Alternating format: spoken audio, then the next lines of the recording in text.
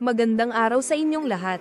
Ako si Carlo, at nais kong ibahagi sa inyo ang isang kwento na mula sa aking puso.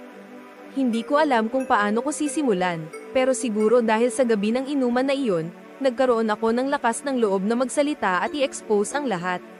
Baka hindi lahat ay makaka-relate, pero sa mga tao na dadaan sa ganitong klase ng karanasan, sana magkaisa tayo sa mga nararamdaman. Nasa bahay kami, magulo na ang gabi. Si Mrs., nagiinuman sila ni kumpare sa kanto ng sala. Lahat sila, magkasama, at ako, nandyan lang, tahimik na parang wala akong pake. Hindi ko na kayang magpanggap na okay lang ang lahat. Ang mga kalabit ng baso, ang tawa nila, ang mga kwento tungkol sa trabaho at buhay, lahat ng iyon parang naririnig ko, pero sa mga oras na yon, parang wala na akong pakialam. Bumangon ako mula sa pwesto ko. Hindi ko na kaya, ang sakit. Hindi ko alam kung anong napasok ko, pero yung mga tingin ni Mrs. kay kumpare, may kakaibang init na. Hindi ko pa rin matanggap, pero alam kong may nangyayari.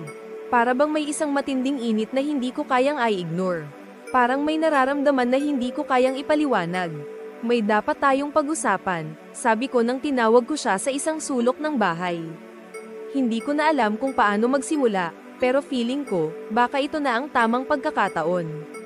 Si Mrs., tinitigan ako ng mga mata niyang parang hindi siya sigurado. Hindi ko na kayang magtago pa. Ang lahat ng nararamdaman ko, umaabot na sa punto na wala na akong takot na magsalita. Mrs., inulit ko, alam mo ba, nagkaroon kami ni kumpare ng something. Alam kong matagal ko nang nararamdaman, pero hindi ko na kayang itago pa. Habang ikaw ay umiinom dyan, nagkaroon kami ng pagkakataon. Ang mga salitang iyon ay parang sumabog na bomba sa utak ko. Matagal ko nang iniwasan, pero nang sinabi ko na, parang bigla ko lang na-expose ang lahat. Naramdaman ko na ang pagkabigla sa mga mata ni Mrs. Si kumpare, sa kabila ng lahat ng nangyayari, parang wala lang sa kanya. Hindi ko kayang itago kung paano ang init ng katawan ko sa mga oras na iyon. Ang galit at takot ay nagsanib. Hindi ko na alam kung ano ang susunod. Walang direktang sagot mula kay Mrs., kundi ang mga tanong na tila hindi pa rin niya kayang harapin. Pero ang mga salita ko, unti-unti nang binubuksan ang mga hindi kayang sabihin. Kung ang gabi na iyon ay magsisilbing simula ng pagbabago, hindi ko pa rin alam. Pero, isang bagay ang sigurado, ang hindi ko kayang patagilid na magsalita at magpanggap na wala lang. Bata pa lang ako, hindi kami marunong magsabi ng saloobin. Sa bahay namin, laging may pader, parang may hangganan na hindi pwede tawirin. Ang mga magulang ko, hindi rin marunong magtapat. Kahit sa simpleng bagay, hindi kami sanay mag-usap ng totoo. Kaya siguro, ganoon na rin kami ni Mrs., tahimik. Si Mrs., palaging hindi nagsasabi ng nararamdaman. Parang may takot sa mga salita, at may hangganan sa bawat pag-uusap. Dati, naisip ko na sana, pareho kami ni Mrs. ng mga pangarap. Ngunit habang tumatagal, napansin ko na may mga pagkukulang na hindi ko kayang tanungin, at siya naman, parang may iniwasang bagay. Nagsimula sa simpleng mga hindi pagkakaunawaan, mga pagkukulang sa pag-aalaga, tapos, unti-unting naging magkaibang mundo. Wala akong lakas ng loob na itanong sa kanya kung anong nangyayari, at siya rin, hindi nagsasabi. Ang sakit na makita na parang ang mga damdamin namin, naging palaisipan na lang. Nasa gitna kami ng lahat ng nangyayari, ngunit pareho kaming tahimik. Isang gabi, nagluto ako ng dinner, tapos siya, wala. Hindi ko siya nakita sa kusina. Tinawag ko siya, pero wala akong narinig. Parang ang layo na niya. Hindi ko alam kung bakit. Ang hirap sa pakiramdam, kasi sa mga panahon na yon, parang kami na lang sa bahay, kami na lang sa loob ng 4 na dingding. Pero bigla na lang siyang umalis. Hindi nagsabi, at hindi ko pa siya sinundan. Siguro, nagkaroon siya ng pangangailangan na hindi ko kayang ibigay, pero wala akong magawa. Ang masakit pa, noong una kong tinanong, sinabi niyang may lakad siya, kaya umalis siya. Pero later on, nalaman ko na hindi pala siya pumunta sa trabaho, kundi sa ibang lugar, kung saan ko hindi alam. Parang isang malaking dagok, pero hindi ko kayang harapin yun ng buong buo. Ang pinakamabigat, sa mga panahong iyon, ako lang pala ang naiwan. Iniisip ko kung paano ko siya haharapin. Pati ang pangarap namin na magkasama, unti-unting nawawala. Lahat ng mga plano, parang naglaho sa hangin. Hindi ko alam kung paano ko pababangon mula sa lahat ng ito. Pero sa bawat gabi, tinatanong ko sa sarili ko kung hanggang saan na lang kami. Kung may nararamdaman pa ba siyang pareho. Kung may pag-asa pa ba kami. Minsan, naiisip ko, baka nagkulang na kami sa simula. Hindi namin nakita yung mga maliliit na bagay na lumaki na at naging malaking hadlang sa relasyon namin. Pero paano nga ba magsimulang muli kung ang mga pader ay matagal nang itinayo? Tahimik siya pagkatapos kong magsalita, parang ang bigat ng hangin sa paligid namin. Hindi ko alam kung paano ko sisimulan ang mga susunod na pangyayari, pero naramdaman ko agad na hindi ko kayang maghintay. Ang mga mata niya, puno ng galit at kalungkutan, parang yung mga mata niyang iyon ang naglalaman ng lahat ng takot, galit, at sakit na nararamdaman ko. Wala siyang sinabing kahit isang salita, kaya't sumanib sa akin ang kaba. Ang damdamin ko parang gumuho sa harap niya, at iniisip ko, baka iniisip niya kung paano niya haharapin ang lahat ng ito. Si Mrs., tinitigan ako, hindi ko kayang basahin kung ano ang nasa isip niya. Alam ko, nasaktan siya, pero masakit din para sa akin na makita siya sa ganitong kalagayan. Ipinagkait ko sa kanya ang pinakamatindi niyang tanong, bakit mo nagawa yon? Pero hindi siya nagsalita. Minsan, naiisip ko kung iniwasan niya ba talaga ang mga sagot, o baka hindi lang siya makapagsalita. Siguro, ang sakit para sa kanya ay sobrang bigat para sagutin ako sa mga tanong ko. Ang sakit na makita siyang ganito. Hindi ko na kayang makita siya na ganyan, na parang may pader na nag-iiwas sa akin. Alam ko, sa mga mata niya, ang isang sagot ay hindi sapat para maghilom ang lahat ng sugat. Pero kahit na ganoon, gusto ko pa rin siyang yakapin, gusto ko siyang patawarin, pero masyadong malalim na yata ang pagkatalo namin. Habang hindi siya nagsasalita, iniisip ko kung anong mangyayari sa amin pagkatapos. Kasi sa mga panahon na iyon, may mga moments din na napapaisip ako kung anong nangyari sa buhay ko. Parang binigyan ko ng pagkakataon ng galit at sakit ko na magtago sa mga mata ng misis ko, pero hindi ko kayang magtakip pa. Minsan, napapagod na ako sa pagmumuni-muni, pero hindi ko rin kayang bitawan ang mga alaala namin. Yung mga bagay na nagpasaya sa amin, parang naging alon na tinangay ng agos. Wala akong narinig mula sa kanya, hindi siya sumagot, hindi siya tumawa, ni hindi man lang siya nagalit. Hindi ko alam kung anong nararamdaman niya, pero sigurado akong ito na ang pinakahirap na bahagi. Nagkahulog na kami sa ilalim ng kasinungalingan at pangarap na muntik na naming makamtan. Ang galit ko kay kumpare, sumasabay din sa galit ko sa misis. Hindi ko na kayang itago pa, pero ang masakit, ako rin mismo, hindi ko pa rin alam kung anong nangyari sa buhay ko. Hindi ko alam kung anong susunod sa amin. Kung tatahimik na lang ba kami, o magsisimula ulit. Pero, sa mga ganitong sandali, tanging ang tanong na lang ang umaabot sa akin, paano kung hindi ko na kayang ayusin pa? Matapos ang confession ko, parang ang bigat ng hangin sa bahay. Hindi ko alam kung paano magpatuloy. Nandyan si Mrs., hindi ko siya kayang lapitan ng direkta, parang may invisible wall na hindi ko alam kung paano babangga. Sa bawat hakbang ko, ramdam ko ang distansya. Hindi ko na kayang bawiin ang mga salita ko, pero parang gusto ko na lang silang ilihim. Gusto kong burahin yung mga nangyari, pero alam ko, hindi na pwede. Si kumpare, iba na rin ang tingin ko sa kanya.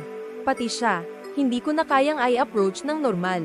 May mga kwento siya na para bang tinutokso ako, at ang masakit, may nararamdaman din siyang hindi ko kayang ipaliwanag.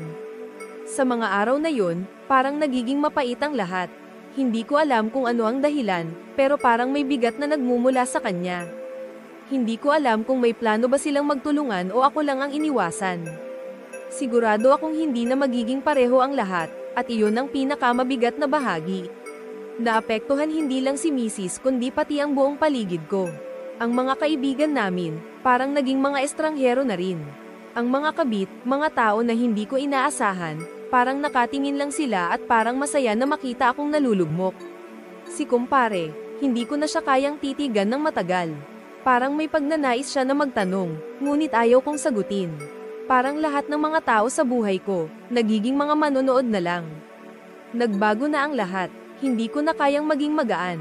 Nandyan ang mga pagkakataon na gusto ko nang umiwas. Ayaw ko nang lumapit sa mga tao na nagdudulot ng sakit, pero parang sa bawat sulok ng buhay ko, naroroon pa rin ang mga tanong. Paano ko babangon mula dito? Hindi ko alam kung anong susunod na mangyayari. Si Mrs., hindi ko na alam kung paano ko siya kakausapin. Ang pakiramdam ko, pati ang pamilya ko, nagulo na. Ang mga simpleng bagay na kinikilig kami dati, ngayon parang mga paalala na lang ng mga pagkatalo. Maghapon na naman. Mag-isa ako sa kwarto, at tumatakbo sa utak ko lahat ng nangyari. Para bang lahat ng ito ay isang masalimuot na pelikula na hindi ko alam kung paano magtatapos. Habang tahimik ang paligid, naiisip ko, sana may ibang paraan para hindi ito nangyari. Sana hindi ko pinili ang magbukas ng pinto ng mga kasinungalingan at kalungkutan. Hindi ko na kayang balikan yung mga oras na nagsimula ito. Ang sakit na makita ang lahat ng ito sa harap ko. Ang mga galit na itinago ko, ang mga tanong na walang sagot. Ang mga puso na nasaktan. Si Mrs., pati siya, hindi ko alam kung paano ko siya haharapin ngayon. Pag naiisip ko siya, parang may lungkot na dumadaloy sa akin. Paano nga ba? Kung siya ba ang nagkulang, o ako lang talaga ang may kasalanan? Siguro, hindi ko na dapat pinaabot sa ganito, pero kung hindi ko ba sinabi lahat ng nararamdaman ko, baka hindi kami magkalayo. Kung hindi ko nilabas ang galit ko, baka natagilid lang kami at hindi umabot sa puntong ito. Pero naramdaman ko na, wala na akong ibang choice kundi magtapat. Dahil sa totoo lang, ang hirap ng magtago ng mga bagay na ang bigat na sa dibdib mo. Hindi ko na alam kung paano ko siya haharapin. Hindi ko alam kung may pag-asa pa ba para sa amin. Dapat ba niyang magtiwala pa sa akin? Dapat ba akong magtiwala sa sarili ko? Hindi ko alam kung ang lahat ng ay maaaring maging mas magaan. Kahit ngayon, wala akong sagot para sa mga tanong na paulit-ulit na umuukit sa utak ko. Yung pagmamahal ko kay Mrs., naging komplikado. Parang may mga bagay na hindi ko kayang tanggapin, at may mga bagay na hindi ko na kayang iwaksi. Ang mga alaala, yung mga masayang araw, ngayon nagiging mga paalala na lang ng lahat ng pagkatalo. Minsan, naiisip ko, sana kung pwede ko lang ibalik ang oras, siguro maiwasan ko lahat ng ito. Pero hindi ko na kayang gawin yun. Wala nang rewind button sa buhay. Tanggap ko na hindi ko kayang burahin ang mga pagkakamali ko, at hindi ko na kayang baguhin ang lahat ng ito. Minsan, ang mga tanong ay hindi mo na kayang sagutin, at ang mga sagot ay hindi mo na kayang hanapin. Pero isang bagay lang ang alam ko, hindi ko kayang mawalan ng silbi sa buhay. Hindi ko kayang gawing mas magaan para sa ibang tao, kung sa sarili ko, puno ng kalituhan at sakit. Wala akong ibang magawa kundi magsisi at maghanap ng solusyon, pero kung wala akong sagot, paano ko haharapin ang sarili ko? Paano ko sisimulan ang mga hakbang patungo sa pagtanggap at pagbabago? Hindi ko pa alam, pero alam ko na hindi ko kayang mawalan ng pag-asa. Hindi ko kayang ipagpalit ang lahat ng mayroon kami. Laging may mga pagkakataon na gusto kong magsalita, gusto kong itama ang lahat, pero natatakot akong baka lalo lang tumindi ang galit ni Mrs. Nais ko sanang ipaliwanag lahat ng nangyari, pero may mga pagkakataon na hindi ko alam kung kaya ko pang buuin ang mga salitang yon. Ang bigat na ng pakiramdam ko. Ang sakit na makita siya na parang may mga pader na nakatayo sa pagitan namin. Hindi ko alam kung paano ko siya haharapin, at kung may paraan pa ba para magbago ang lahat. Si Mrs., hindi ko alam kung kaya pa niyang magtiwala sa akin. May mga tanong akong hindi ko kayang sagutin, at may mga bagay na hindi ko kayang ipaliwanag sa kanya. Pero ang pinakamahirap, kailangan ko siyang kausapin. Kailangan ko siyang iparamdam na hindi ko na kayang itago ang lahat ng pagkakamali ko. Hindi ko alam kung paano ko siya magsisimulang yakapin muli, pero hindi ko na kayang magpanggap na okay lang. Nais ko sanang magsimula muli, pero paano kung hindi siya handa? Paano kung ang mga sugat na iniwan ko, hindi na matutulungan? Ang sakit lang na makita siya na parang hindi ko na kayang lapitan. Ang mga tanong ko, parang paulit-ulit na umiikot sa utak ko, pwede pa ba akong magbago? Pwede ba akong maging karapat-dapat ulit sa pagmamahal niya? Hindi ko kayang tanggapin kung magiging ganito kami magpakailanman, pero hindi ko rin alam kung may pag-asa pa ba kami. Naghanap ako ng paraan. Gusto ko sanang maghanap ng tamang pagkakataon para magsimula ulit, para magtapat at magsabi ng mga saloobin. Hindi ko alam kung paano, pero alam kong kailangan ko siyang kausapin. Siguro, wala nang ibang paraan kundi harapin ang mga pagkakamali ko at tanggapin na hindi ko kayang baguhin ang lahat ng nangyari.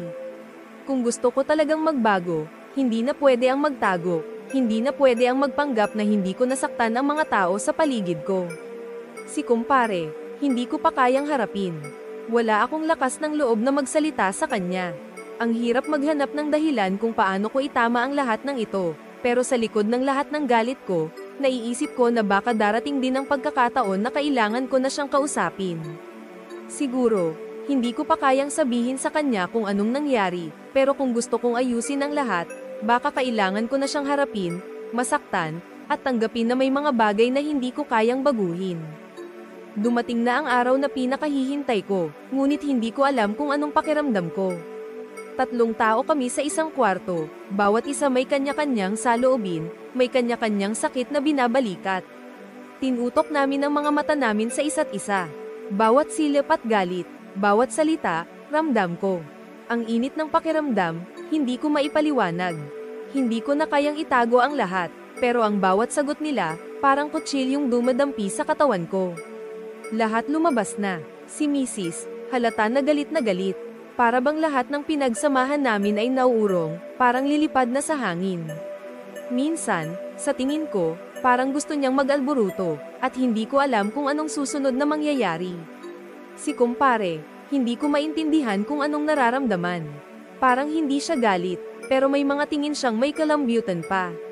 May kilig pa ring natitira, at yun ang nagpapabigat sa akin. Bakit? Bakit may mga emosyon pang naiwan?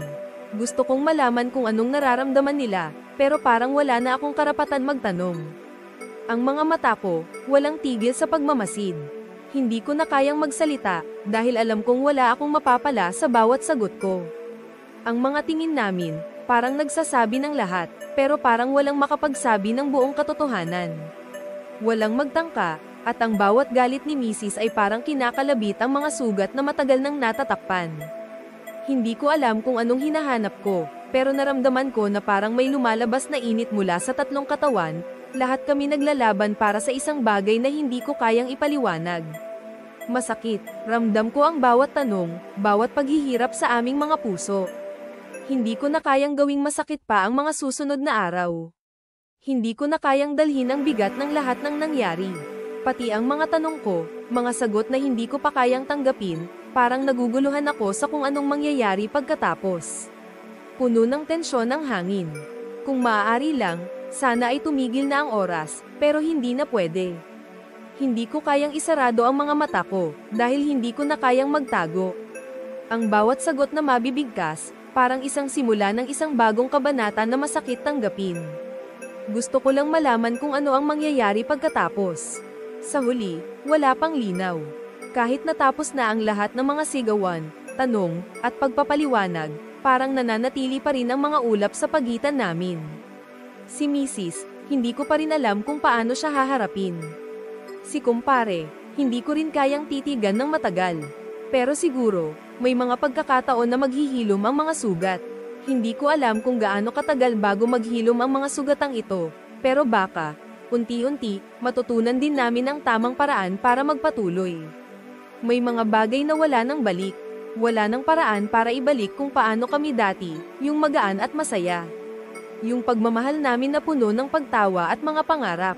Lahat yun, parang mga alaala na lang na mahirap pag-usapan. At oo, ito ang pinakamalupit, wala na ang dati. Pero siguro, hindi lahat ng sugat ay kailangang pagalingin agad. May mga sugat na masakit, pero kinakailangan lang ng oras. Marami kaming hindi kayang baguhin, pero may mga pagkakataon pa rin na ang pinakamahalaga ay ang magsimula ulit. Hindi ko pa alam kung saan kami papunta, o kung may hinaharap pa kami. Ang tanging alam ko lang, umaasa pa rin akong may bukas pa. Kung mabibigyan kami ng pagkakataon, baka maging mas magaan ang lahat, pero paano kung hindi? Paano kung darating kami sa punto na kailangan na lang naming tanggapin na hindi na kami magiging pareho? Hindi ko alam, pero hindi ko kayang mawalan ng pag-asa. Hindi ko kayang tanggapin na ang lahat ng pinagdaanan namin ay magiging dahilan ng aming paglimos sa bawat pagkatalo. May mga araw na ang tanong ko sa sarili ko, ano ba ang mangyayari? Pero wala akong tiyak na sagot. Minsan, kahit anong gawin mo, parang hindi pa rin enough. Ang hirap ng malaman na hindi na namin maibabalik ang lahat, pero may parte pa rin ng ako na umaasa na darating ang panahon na magiging tama lahat ng ito. Siguro, Kung pwede lang magbago, yun lang ang naiisip kong tanging paraan na magagawa ko. Magbago. Para sa akin, para kay misis, para kay kumpare. Para sa lahat ng nasaktan, at para sa aming sarili.